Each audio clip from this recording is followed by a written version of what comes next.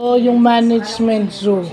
So, yung management traits, based mo dun sa mga animals na nakikita sa zoo. So, una nating iaano sa management zoo is yung hippo. Highest paid person's opinion.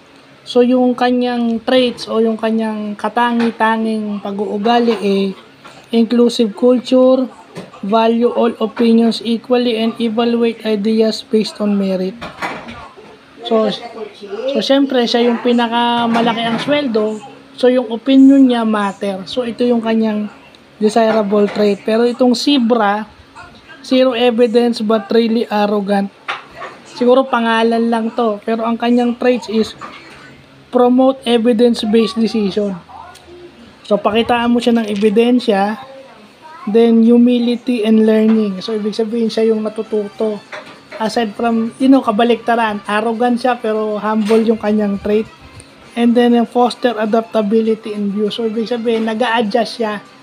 Naniniwala siya na ang bawat isa ay may kanya-kanyang opinion na kailangan respetuhin at kailangan pag-aralan kung tama o mali. So, yun yung naunang dalawa.